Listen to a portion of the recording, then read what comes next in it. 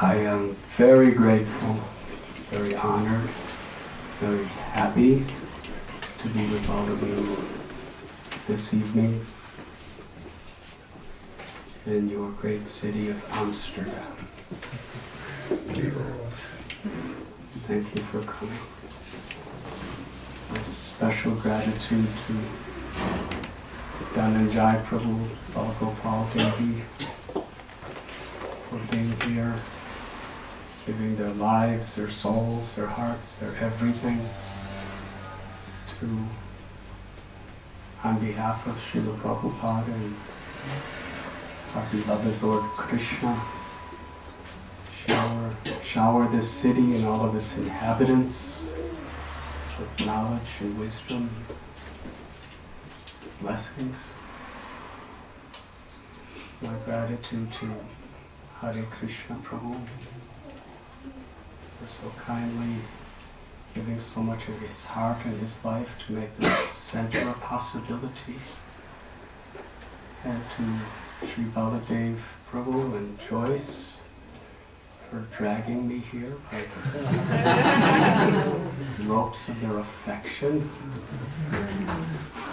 and keeping me very happy. And to all of you for being with us this evening.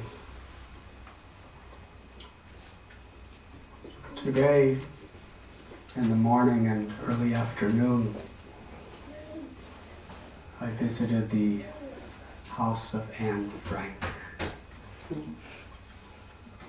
a very historic place in the world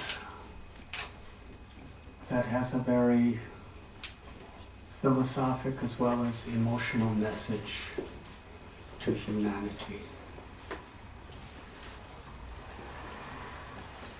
Sometimes we take for granted the freedom we have to just walk around the streets, to practice our religion, especially in Amsterdam. It's famous throughout the world for its freedom. What kind of freedom? That's a very controversial subject sometimes. But I remember in 1970, I first came here. I was 19 years old. And more than anywhere else in the world, it was known as a city where there was so many rights and so much freedom to do what you like.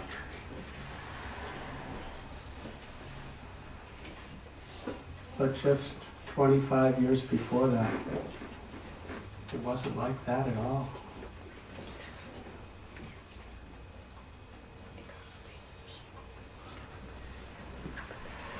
I guess it was about 30 years before 1970 that the Nazi regime invaded this place. I think conquered your nation within 5 days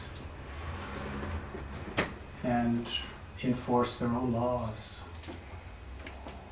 And gradually people of a religion that was a minority were seen as criminals simply because of their birth, their beliefs in God, and were planned to be exterminated and tortured and denied any rights whatsoever.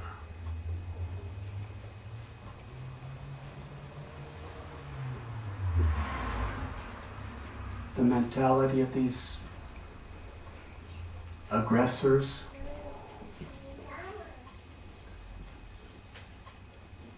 without any conscience to torture and to kill.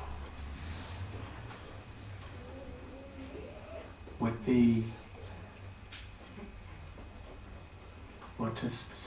with the casual mentality that someone would just kill insects.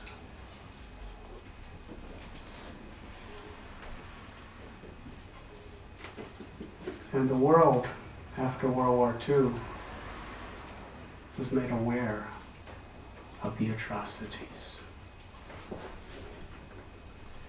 Very few people in the world really knew what was going on. They just heard things. And then film clips of people starving, people dying, people forced into railway cars with no windows, forced into concentration camps, people being lined up and shot and killed, people put in gas chambers by the millions. And there were video footages, or film footages, of piles and piles of emaciated dead bodies being plowed into ditches and covered. It horrified the humanity within the world.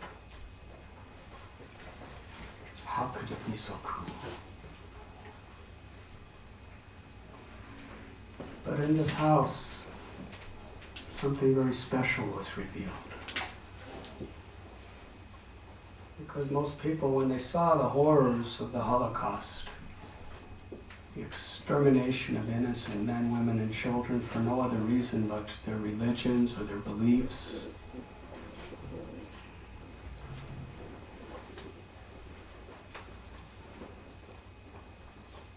it was absolutely unbelievable. But it was on such a massive, barbaric scale. But in this girl's diary, you hear, the world hears, something very unique. The emotional effect it had, very personally and intimately, on a small girl. It gave another dimension to the tragedies. Because she was speaking not only for herself, but of all the young girls by the millions, and all the young boys, and everyone else. What she was feeling, what she was thinking, how much she was like you and me, in her fear.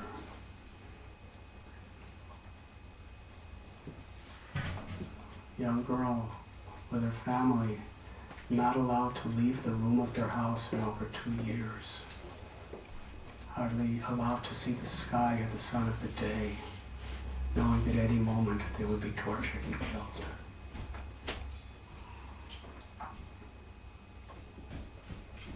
Yes, it put a whole nother dimension on the personal, individual experience of cruelty, envy, egoism.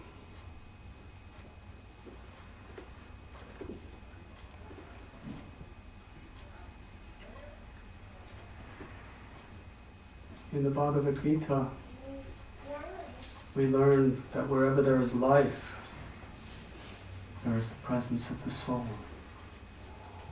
Mamaivam so jiva loke jiva bhuta sanatana manashashtenendriyani.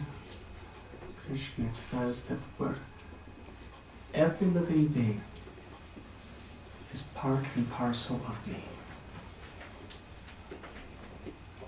The soul that gives life, wherever there's life, is Satchit Ananda, eternal, full of knowledge, full of bliss. Because every soul, every Atma is part of God, every Atma is inherently godly. And we are all interconnected. We are all related. In the 5th chapter of the Gita, beautiful verse. Vidyavanaya sampane brahmanika vihastini suni chaiva swapakecha panditasana darsha. What is real wisdom? What is a pandit?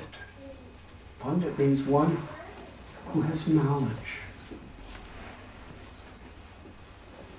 True knowledge, according to the Gita, is the ability to see every living being with equal vision.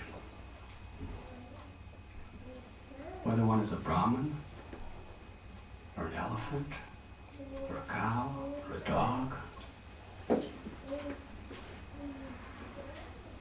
dog eater. Another whether one is male or female, whether it's black or white, or red or yellow, or brown, whether one is rich or poor, whether one is a Hindu, or a Muslim, or a Christian, or a Jew, or a Jain, or a Sikh, or a Zoroastrian, or whether one is an agnostic, or an atheist, or whether one is a human, or an elephant, or a cow, or a dog, or a cat. Whatever one may be. Wherever there's life, there is the presence of a divine child of God. Aham bija pradapita. Krishna tells in Gita, I am the mother and the father of every living being.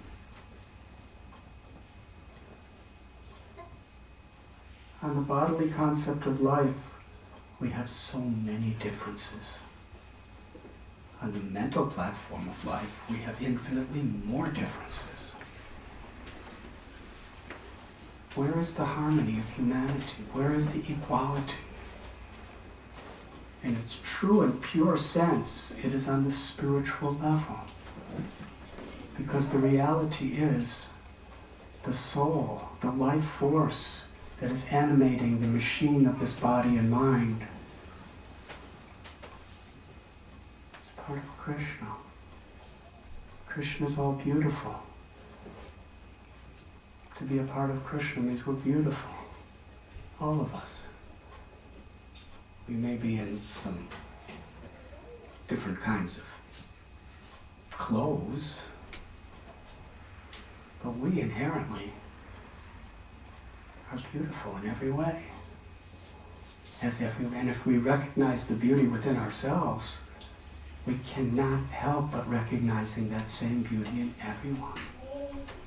Because we see a part of Krishna everywhere. That is wisdom. But when that eternal soul, by its own free will, chooses to try to be the controller, the proprietor, and the enjoyer,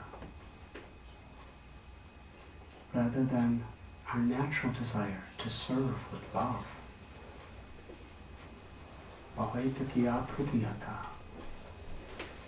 The only satisfaction of the heart is to serve God with love. To honor and respect every living being with love. That love must be unmotivated by any selfishness or ego and uninterrupted by any circumstance that may come before us, however favorable or unfavorable. That is love. That is our nature.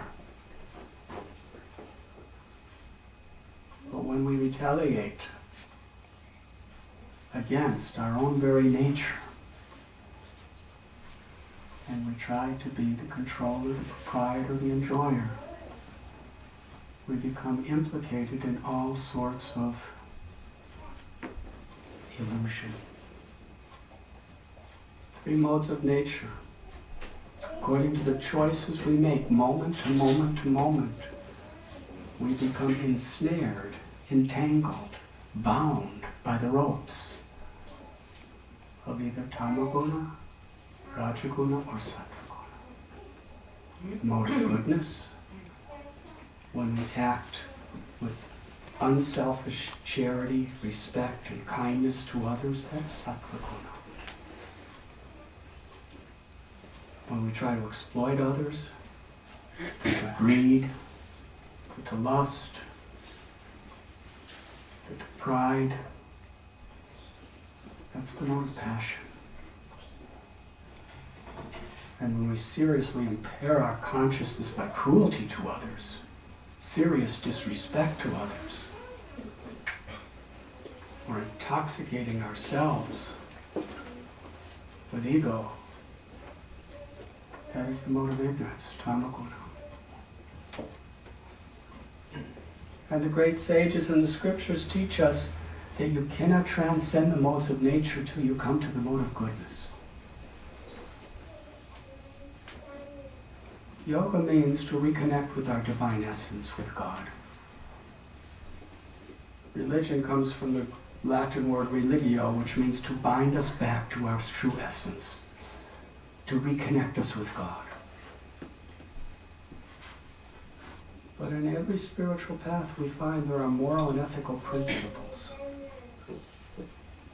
Because unless we come to the mode of goodness, sattva guna, we cannot transcend the modes of nature and begin to really experience what love of God, what true bhakti is.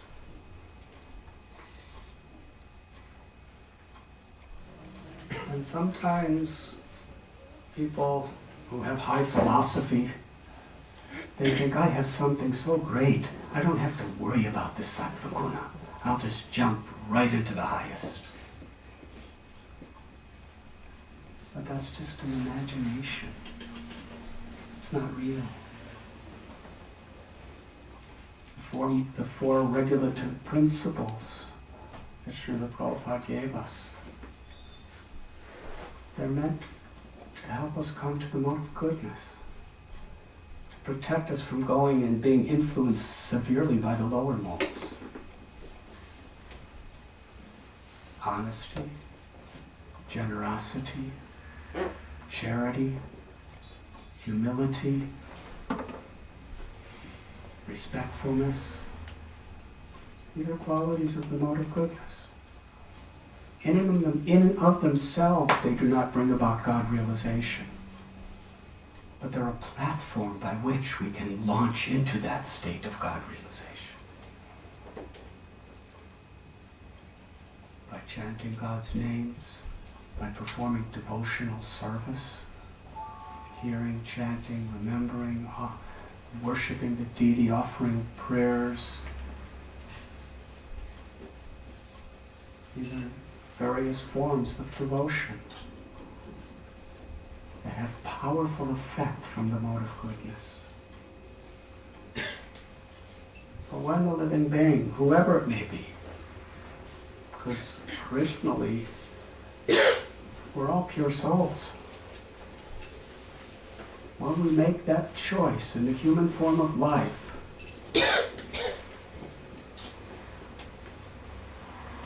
to give in to the influence of passion and ignorance, we become more and more and more covered with the ego, covered with the desire to be the proprietor, the enjoyer, and the controller.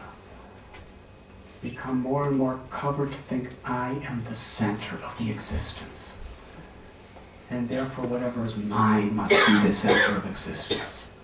My race, my nationality, my religion, my caste, whatever it is. It becomes the center, the focus, the supreme. And then we start seeing everything in a mood of discrimination. And lifetime after lifetime of living in this way, we become so deeply entrenched with that ego. We see the extent, the extreme that could bring the soul to ruthlessly, carelessly, nonchalantly exterminating millions of our own intimate, loving, eternal brothers and sisters on the basis of some bodily designation or mental disposition. In the name of goodness. And with such powerful envy that we have an intelligence that can convince millions of people to join us. This didn't happen 70 years ago. It was 25 years ago before I was here, my first visit. But it's been happening throughout history. And on various levels, it's happening every day, today. And on another level, that battle between good and evil, between darkness and light, between godliness and godliness. It's a struggle within each of our hearts. His Holiness Bhakti Tirtha Swami Maharaj, he wrote about 2 dogs in each of us. There's a good dog and a bad dog. The good dog is our divine nature, our true nature, which is to be humble and respectful and kind and loving and compassionate and giving. And the bad dog is envy and arrogance, greed, lust, anger, and illusion. And every time that bad dog barks, it's barking to be fed. And what's the food? For us to listen to it. And every time we do what it says, we're feeding it. And every time we feed it, it barks louder. And it becomes stronger. And the good dog becomes weaker and weaker. And for some people, because of the choices they've made, that bad dog is so big and it's barking so loud that the good little dog, the divine nature, which is eternal within all of us, is practically invisible. And you see what that one man's bad dog could do to the entire world. That's the power. It's actually the power of the soul when it manifests through the 3 modes of material nature in the wrong way. So in a sense, we are all responsible for making a positive difference in this world by making choices that actually feed the divinity within us, the Krishna consciousness within us. When Srila Prabhupada told us to be Krishna conscious,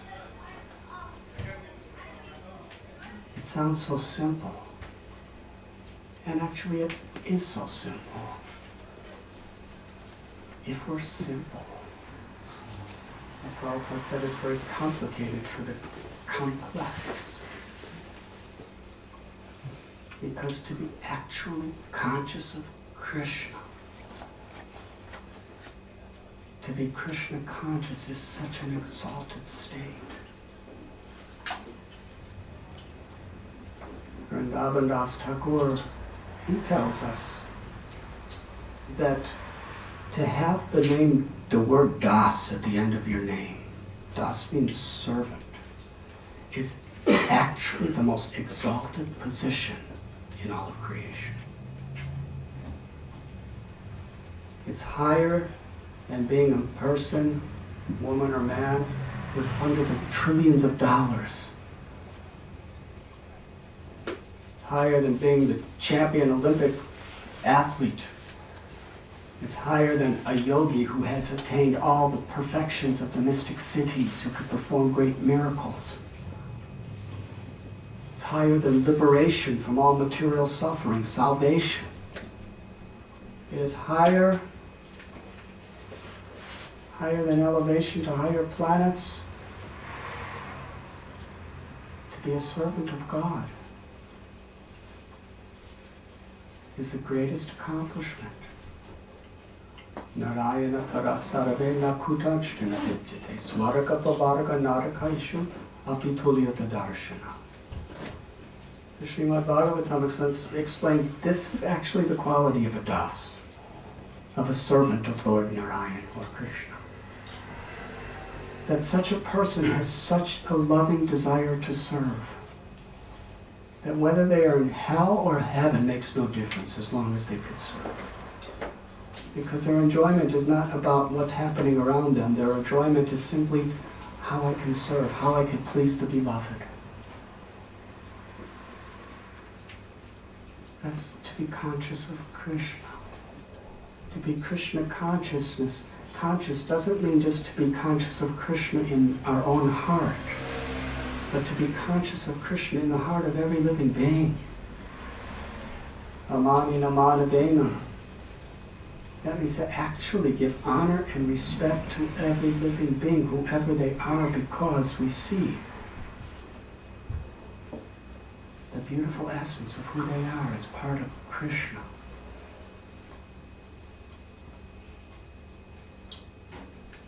And we're actually recognizing the opportunity to love Krishna and feel Krishna's love in every situation. And Krishna is all attractive. Aishwaryasya samagrasya viryasya yashashashriya jnana vairagyascha sanam bhaga hitindana. Krishna tells, or Vishnu Purana tells, that Bhagavan is one who possesses all opulences in full. Krishna is all attractive because he has all beauty, all knowledge, all strength, all wealth, all fame, all humility and detachment. And whatever of these qualities attract us in this world, it's only because it's a tiny spark of Krishna's splendor.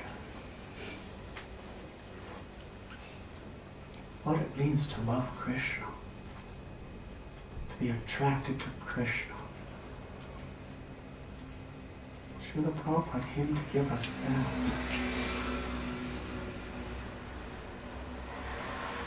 Lord Chaitanya, Lord Nityananda, who are so gracefully dancing here on the bank of this beautiful canal in Amsterdam.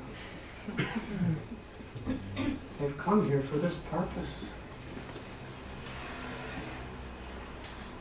Lord Chaitanya told Lord Nityananda Prabhu and Haridas Thakur, I'm going to give you a simple message.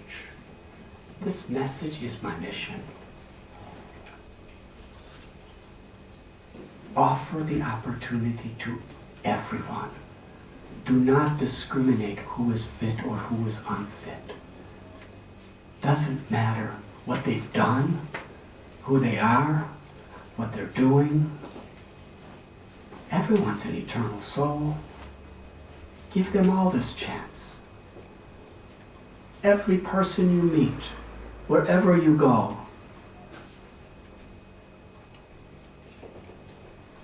ask them to chant the name of Krishna, to worship Krishna, to remember Krishna, to know that Krishna is your mother, Krishna is your father, Krishna is your real treasure in life, and Krishna is the very life of your soul. And anyone who accepts what you say, make that person your life and soul. Nityananda Prabhu and Thakur Haridas, they went down house to house, village to village, person to person, bathing God to bathing God. They were giving everyone this message. Nityananda Prabhu was Lord Balaram, the all-powerful Lord himself. But he was falling on his knees, bowing his head, and with folded palms begging. Just ordinary people And even the greatest sinners like Jagai and Madhai, who were rapists, murderers, they burned houses, they were constantly drunk, they would slaughter animals with their own hands, cut them to pieces, roast them and eat them. And they didn't think anything of it. They were really evil, demoniac. Sometimes in dramas, our devotees depict Jagai and Madhai and everybody laughs at them. Because they go, oh, Madhai, yeah, like that. But they were not like that. They were powerful. They wreaked total fear in everyone that came before them. They were really mean.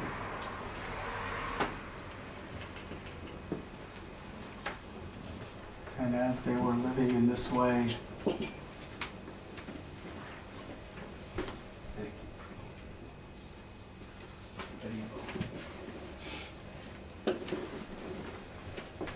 when Nityananda Prabhu came before them, all the people in the area were screaming at Nityananda, don't go near them, they will kill you. They are violent, they are evil. And Nityananda Prabhu thought, they are the first candidates. When there's the greatest need, there's the greatest service. And these people really need it.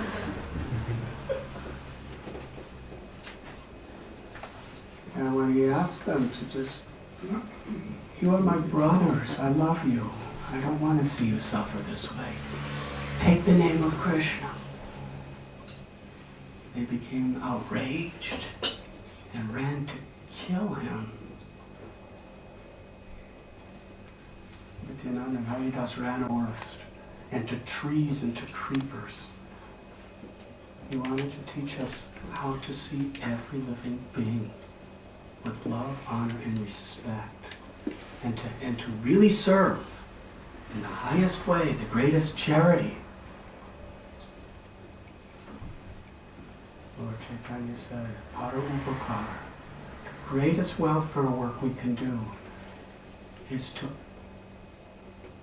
release the eternal, beautiful, blissful soul from the confines of ignorance.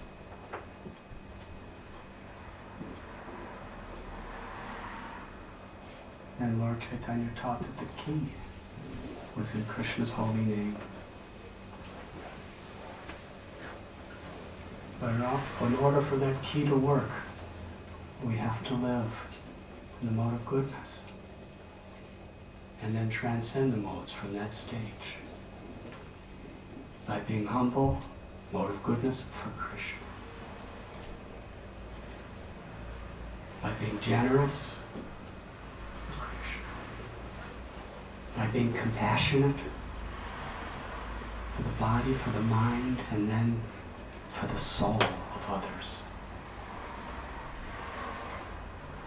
Srila Prabhupada, he took that same gift of Lord Chaitanya and brought it to the whole world. We are very moved by the prayers that Srila Prabhupada had written to Krishna while he was on the Jaladuta. Just a few weeks ago, I was in Detroit, Michigan, and after giving a lecture at the Ford Motor Company, and then at the Grosse Pointe War Memorial, I was at someone's house, and visiting the house was an elderly Indian gentleman, and he told me that he was, for I think 30 years, a captain on the Scindia Steamship Company.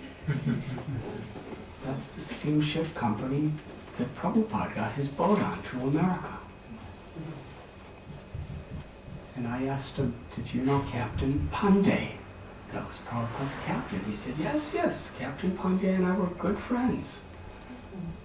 I said, did you ever sail on the Jaladuta? He said, the Jaladuta, he said, I sailed on so many of the ships, but I never actually sailed on the Jaladuta because that was a very old ship. It was kind of a beaten up old ship, and he said soon after Prabhupada's journey, it was retired because it was just useless. They scrapped it. I wish I had one little scrap. So when Prabhupada was on Jaladuta, it was not just a new ocean cruiser. It was an old, beat up, about to be retired cargo ship. Prabhupada on the 13th of August, coming up. He boarded the ship. It was Friday the 13th, a very lucky day. And it took about 38 days sailing across 2 oceans, several continents, till it reached Boston Harbor and then New York City. And after several heart attacks, seasickness, and so many other difficulties with no help, he was just about to arrive in America at 70 years old. He had 40 rupees. Nobody wanted rupees in 1965 in America, which means he had nothing. He just had a box of books.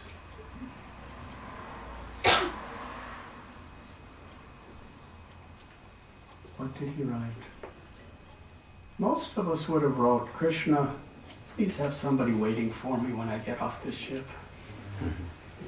He didn't know anybody. Or give me my health back.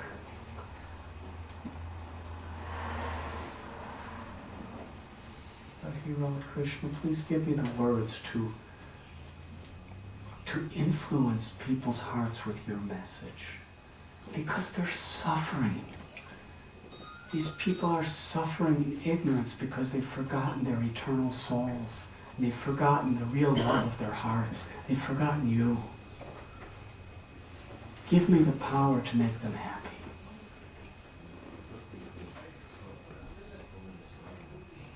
Let me just be a puppet and make me dance as you like me to dance. This was his prayer.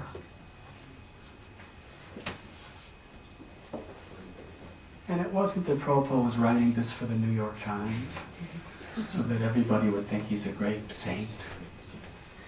It was a private prayer between him and Krishna. He didn't know if he would live more than a few more days. Just getting off a ship in a strange land, not knowing who was going to be there or not be there after all these heart attacks. That was his intimate prayer to Krishna. Krishna revealed it to the world. And in revealing it to the world, he revealed what true compassion is.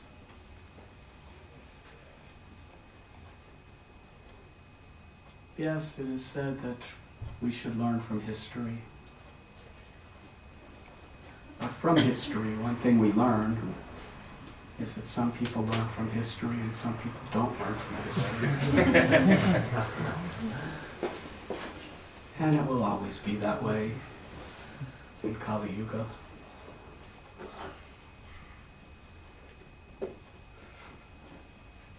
But a devotee, whatever a devotee encounters, it should be an impetus for us to understand the necessity, the urgency of our feeding that good dog, of making the right choices, the urgency of cleansing our hearts and accessing real bhakti, real love, and the urgency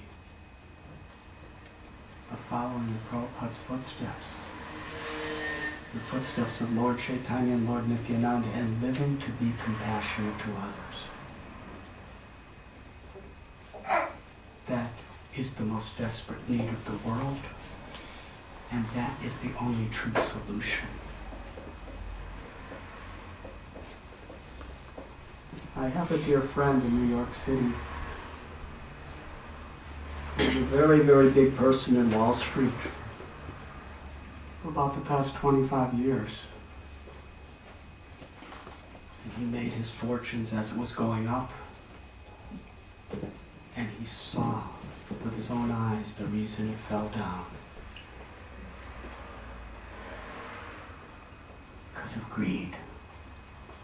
Because of selfishness. Krishna talks about lust and greed. It can never be quenched. The more it gets, the more it needs. It's a bad dog. The more you give it, the louder it howls, and the more it controls and demands your whole life. And the more it will bite every living being. And one quote from one of the topmost people of the economic world. He has a tape recorder. It's in a new book coming out. He said, "We are hungry." He said, "They are our food and we will eat them." And he's talking about us, society. They are our food and we will eat them. That's a bad dog.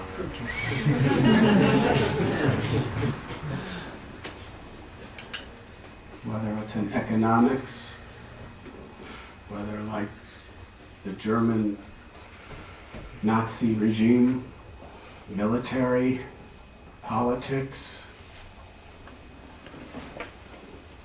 whether it's in science, whether it's in the name of religion, it's the same anartha, the same unwanted thing. We could give it so many names, so many shapes, we could put it in the cloak of a saintly person, which is often done.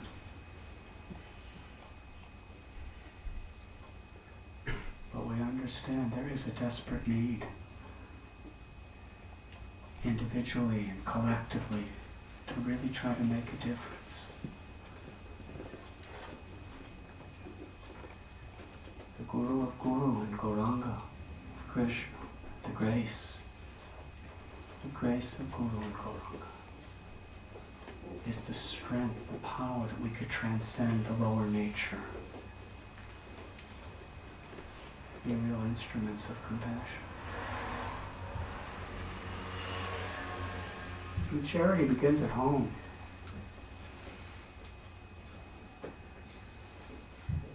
The need to have quality association with each other is what will determine how we can actually influence others with compassion. If despite all the greed and all the ego and all the anger in the world, if we as devotees could actually tolerate each other, forgive each other, serve each other, even love each other, and together be an instrument to respect and to love the whole of society and to all living beings, that will attract people's hearts. People are looking for that.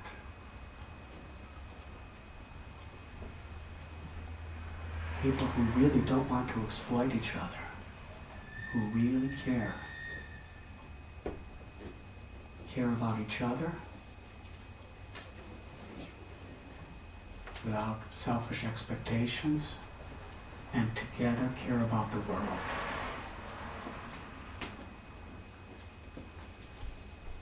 That's what it means to be a follower of Srila Prabhupada. Anyone could say Prabhupada, Prabhupada. But to be a fellow of Prabhupada means to really, really strive to create communities like this. And everything's possible if we are sincere. That was Srila Prabhupada's continuous request to us. Be sincere.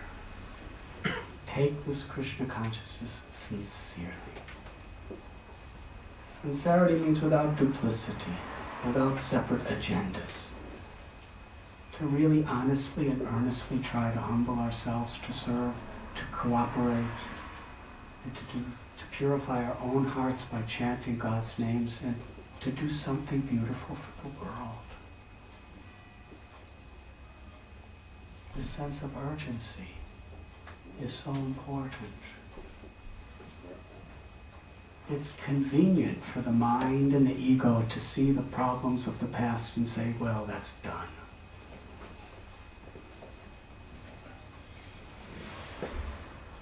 When Baladev and Joyce and myself were in the house of Anne Frank today, the meditation, the contemplation was not, well, that happens 65 years ago. The lesson of the damage of envy and greed and ego, and the lesson of the total urgency of being instruments of compassion.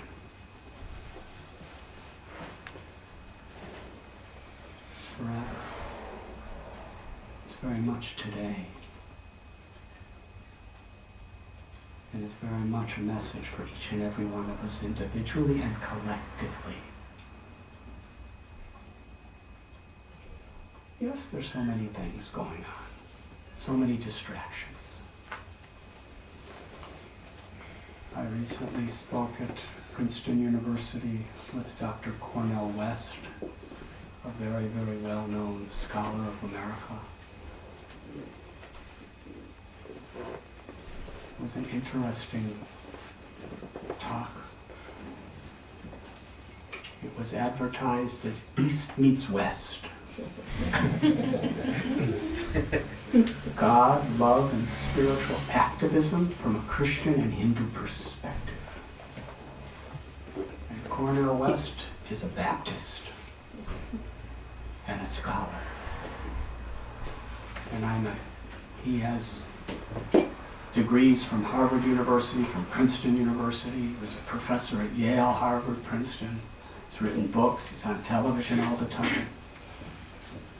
And I'm a little Hindu Swami who went to one semester of college.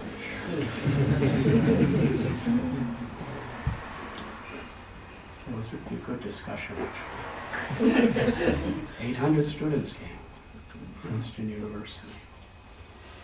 But one thing he said that really struck me, he said America is being conquered by the proliferation of weapons of mass distraction. Do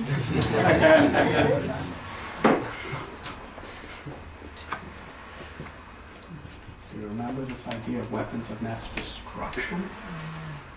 Well, weapons of mass destruction are only possible due to the effect of weapons of mass distraction. There are just so many things that happen all around us to distract us from the real purpose of life.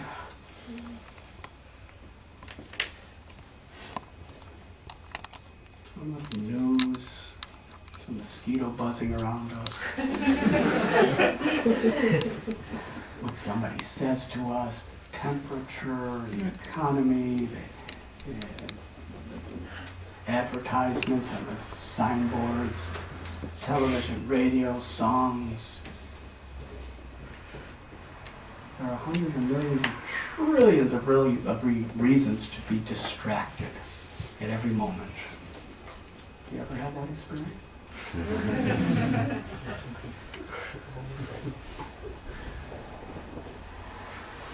But we need each other to keep each other focused. The association of devotees is an association that's meant to serve humanity. Despite all of our differences of opinions and our different upbringings, unity and diversity means we have a common goal to love God and to be instruments of God's compassion in this world. And that takes priority over everything else. And we have to focus on that priority and help each other to focus on that priority so we're not distracted by either these useless little things or these useless little things that seem so massive and insurmountable.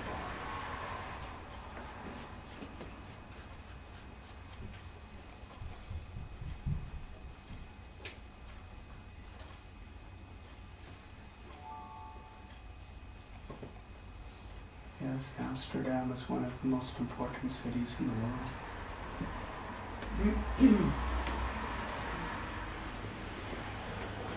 And this beautiful little center here in Amsterdam,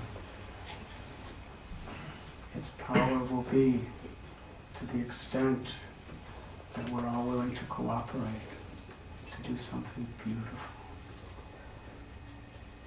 But that's only possible when we can keep the focus of that higher principle and live in harmony with each other. Not be distracted.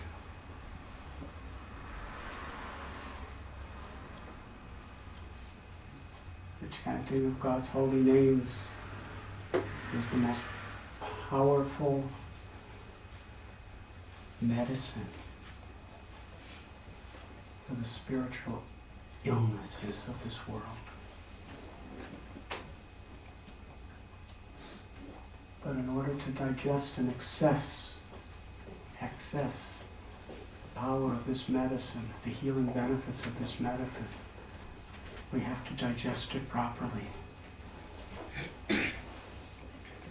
Trinada Visunichena Tarori Basirishana Amanina Manadena Kirtaniya Sadahari. This is the method Lord Chaitanya taught us to digest the name and be empowered by the name. We have to be humble. We have to be forgiving and tolerant. We have to offer all respect to others, not demand respect for ourselves. We have to be willing to cooperate.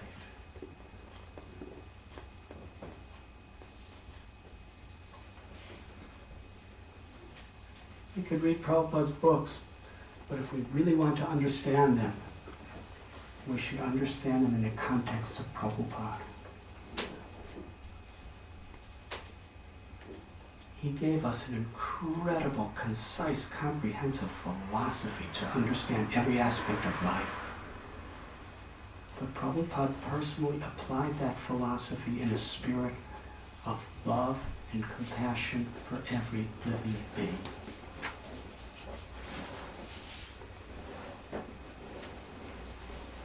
And that's what we have to strive to do. Not beat people with the philosophy. Serve and uplift people with the philosophy. And if beating them actually effectively uplifts them and serves them, then that's all right. But it must be that we really care about people, we really love people, we really want to serve people.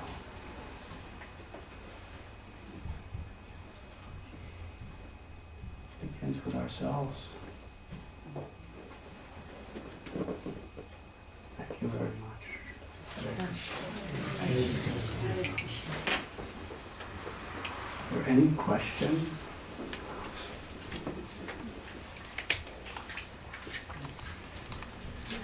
Yes. How does one practically,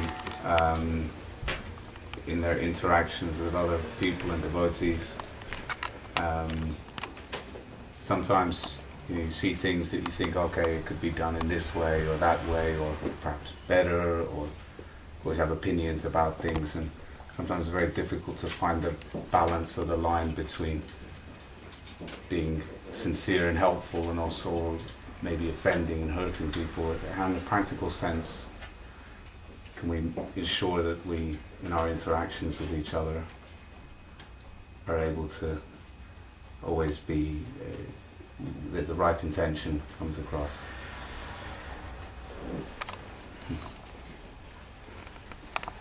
We should sincerely cultivate that right intention by hearing regularly from reading Srila Prabhupada's books, by coming to classes, by discussing the subject. And we remind ourselves of what really is important in our lives and what really isn't. The mind makes important things unimportant and unimportant things important. That's what the mind does. Yes? It makes something as insignificant as a grain of sand look like a Himalayan mountain.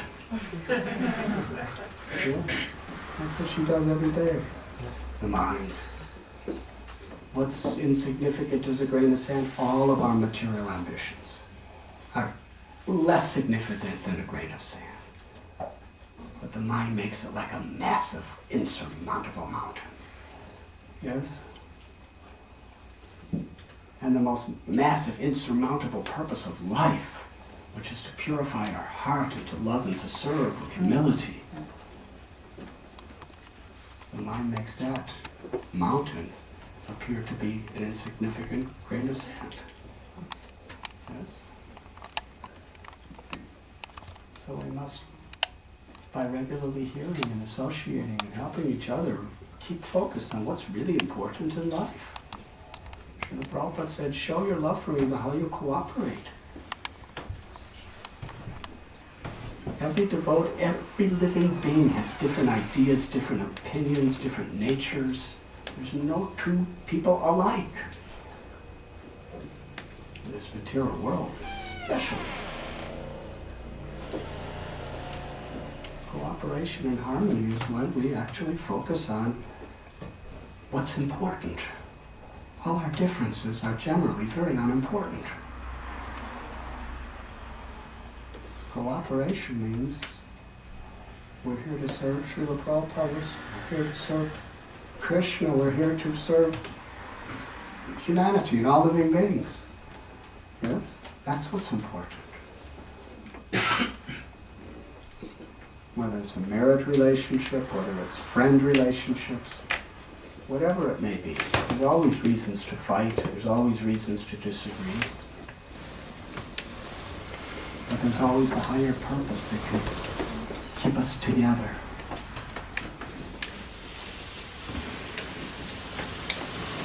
And that higher purpose can help us transcend. So we need association with people who inspire us in this way. And we need a sadhana, a spiritual practice that gives us a foundation that makes us strong to overcome these distractions. Yes? Association, sadhana, and just having the right priorities. And God helps those who help themselves. Or in the Gita's words, Ananyas chintayanto mam yejana parinupashate, desha nitya vayuktanam yogakshemam vaham yaham. Just do your best in trying to serve me, and I'll preserve whatever you have, and I'll compensate whatever you lack to fulfill them. Does that answer your question? There you are. Yes. How do you overcome hatred? Is there any way that you can overcome hatred? The question is how to overcome hatred. How do you overcome darkness? With light. With light.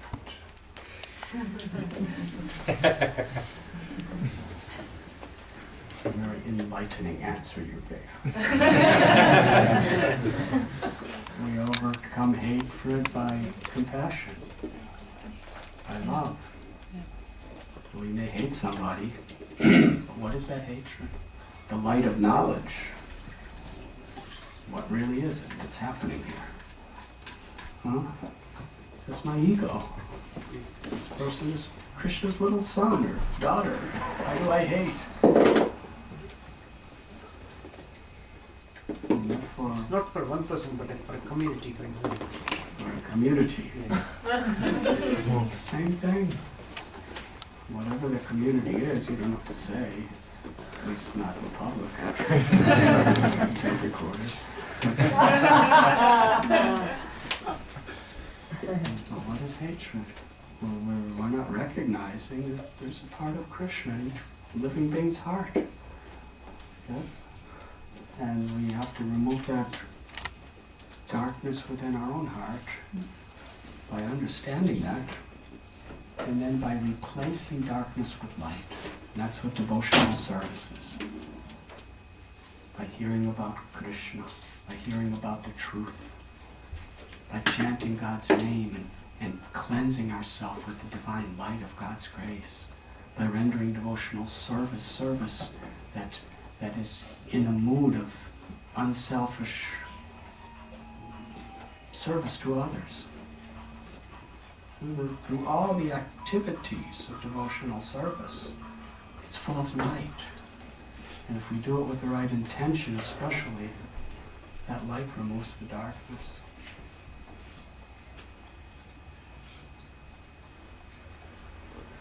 Yes? Swami, when will you come to South Africa?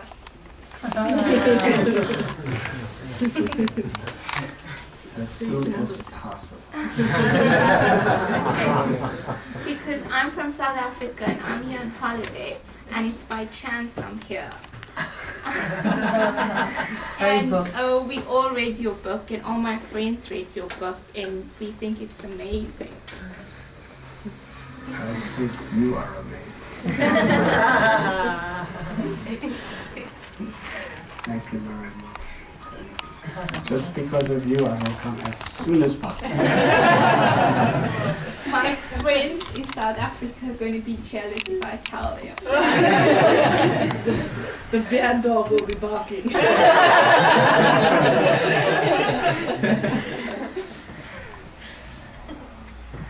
Thank you very much.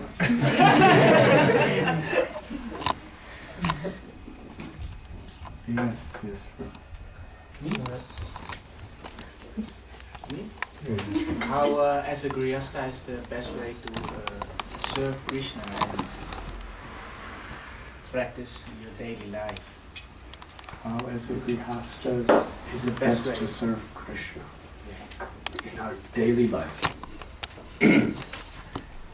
Because as a brahmachari, you live at a temple, so you're surrounded by It really makes no difference whether we're a brahmachari or Grihastha. Wherever we're most inspired to serve. The principles are exactly the same, but how we apply them may be different according to our circumstance. Brahmachari, we live in an ashram where we're all celibate and we have no possessions, at least we're not supposed to. And our full 24 hours a day is just service to the mission of Guru and people of society. Yes? That is brahmachari ashram. Grihastha is an ashram where a husband and a wife, they make their home a temple by putting Krishna in the center. This is not my house, it's Krishna's house. Therefore, what we do in this house will be for Krishna's pleasure. This is not my wife. This is not my husband. This is not my children. These are Krishna's children. This is Krishna's child under the care of me as a husband or a wife. And therefore I respect them and I honor them and I serve them as Krishna's children that I'm responsible for according to my role. And we work for a living, so Grihasthas sometimes do. So you're working a job, you're working for the purpose of sustaining your ashram. Yes? You're sustaining Krishna's temple. You pay the rent for a place where you serve Krishna. It's Krishna's house. Yes? You buy food and you offer all the food to Krishna. That's devotional service. And as a husband, a wife, besides doing everything you can to keep your relationship and your home a holy place, that together you try to inspire each other and inspire the world. There's a temple close by. It's Prabhupada's temple. It's where grihastas who are like-minded could come together and actually associate with each other and enliven each other. They get inspiration from the brahmacharis, give inspiration to the brahmacharis, and we're all working together for the mission. Our home is a temple. And then there's a temple that we all come together in. We work to try to support that and make that a beautiful place too. And it's very simple. It's very beautiful. And it can be done in a very happy way. Grihastha life is nice. Of course, I'm a sannyasi, so it's easy for me to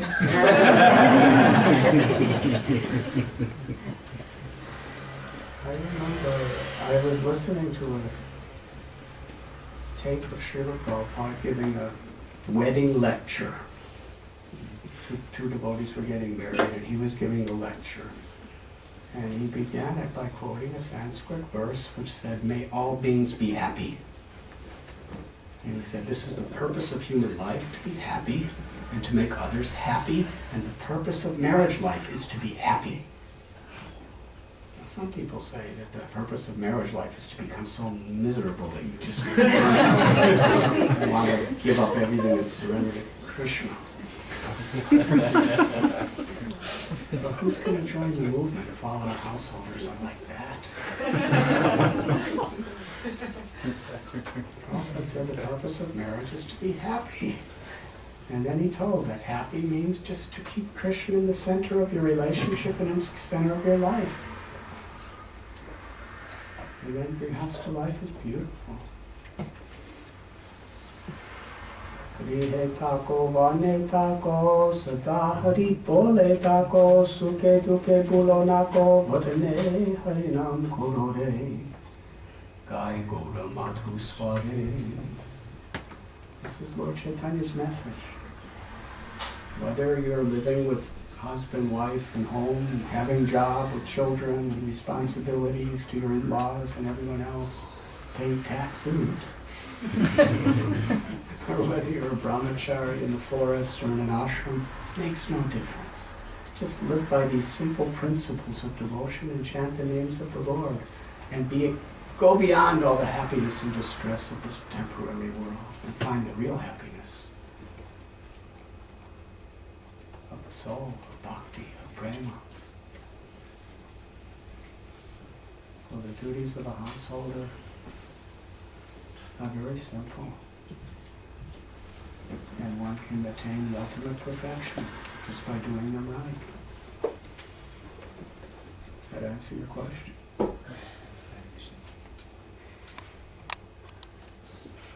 Yes. Yes, Dear Maharaj. What can you do against thinking yourself to be a pure devotee? Just remember that there's never been a pure devotee who thinks they're a pure devotee. Yes.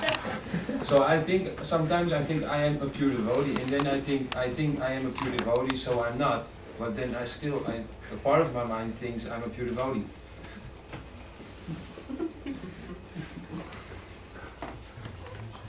Just try to be the servant of the servant of the servant of the servant of the servant of the pure devotees, and then you'll be actually rightly situated.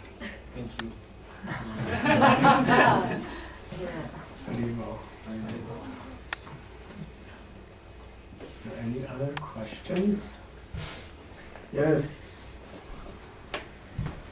Maharaj, Lord Nityananda and Chaitanya, they distributed love of God. Lord Chaitanya and Lord Nityananda, they distributed love of God without any discrimination. But when you start doing book distribution, they teach you that one of the first things they teach you is to select the person's indifference, because you can distribute more books, and it seems to contradict with the mood of Lord Chaitanya. Can you speak hardly? Can you repeat your words? You could ask him later. I'm really interested. But he's asking whether we should discriminate when we're giving Krishna consciousness to others.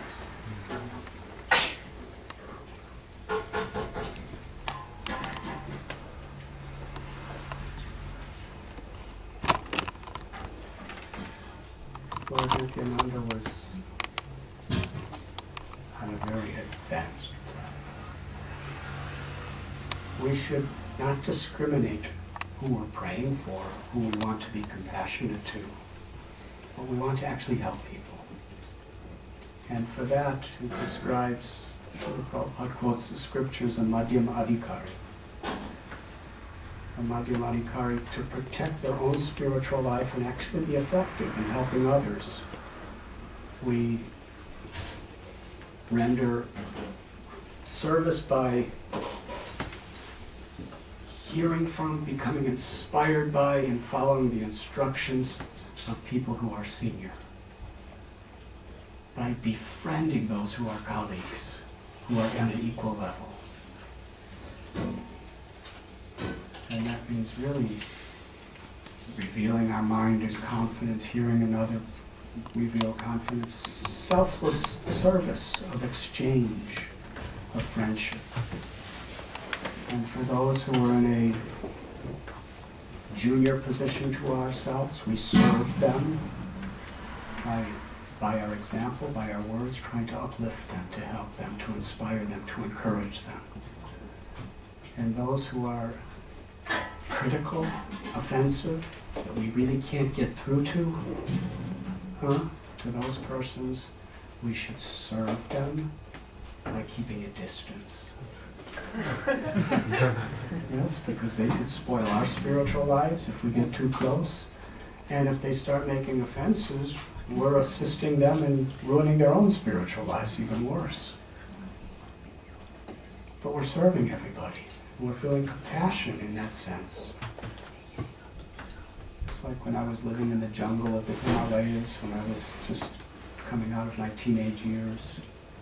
I lived with one Kailash Baba, and he taught me how, if you want to survive in the jungle, you can't have a false ego.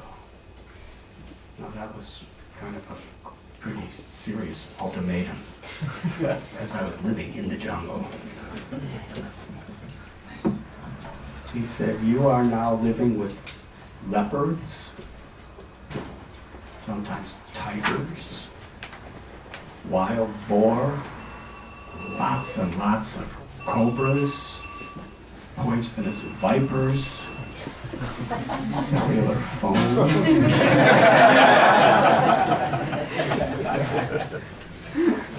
scorpions. Yes. You're living with them. You're sleeping on the ground with them.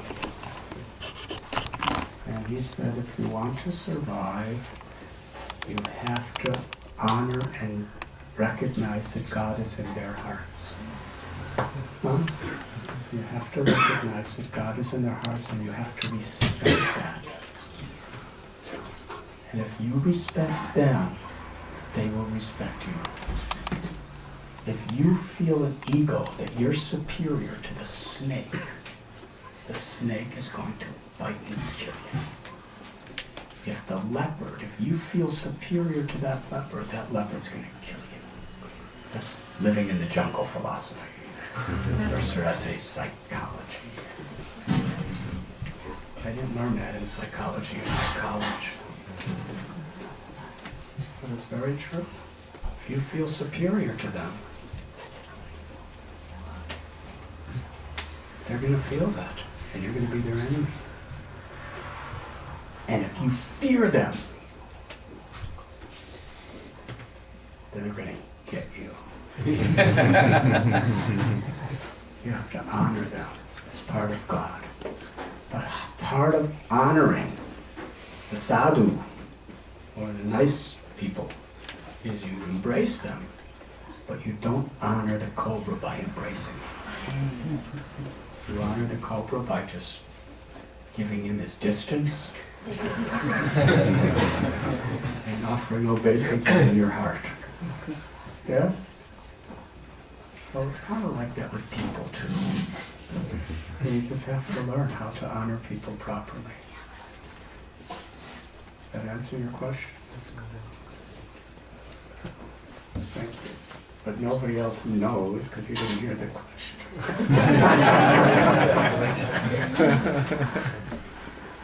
Is there any other questions? Yes, please. Misschien kan iemand me vertalen naar het Engels. Ik weet niet wie. Ja? Mijn lichaam heeft heel veel moeite met vegetarisch te zijn. Ik heb de pillen slikken en ik wil mijn lichaam niet op. Her body has a lot of trouble with being a vegetarian and she can't take pills because her body doesn't take the medicine up. En nou ga ik naar de dokter om iedere keer om de 2 maanden B12 te prikken. So she goes to the doctor to take vitamin B12 shots every 2 months.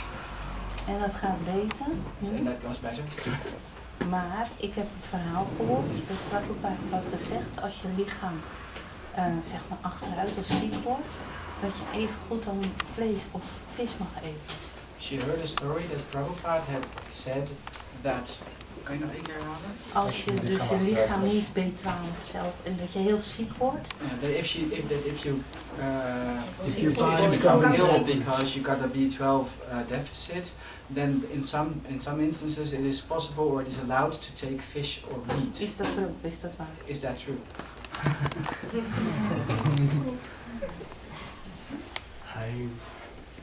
Dhananjay Prabhu knows everything Prabhupada said. I never heard Prabhupada say that. All right. But the most important thing is that we're very honest and sincere to be doing the best we really can. That's what's really important.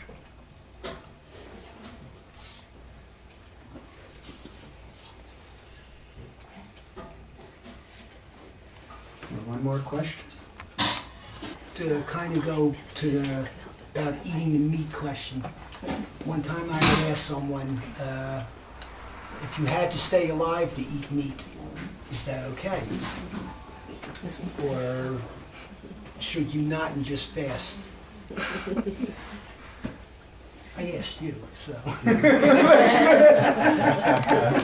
And you already know the answer? But she doesn't.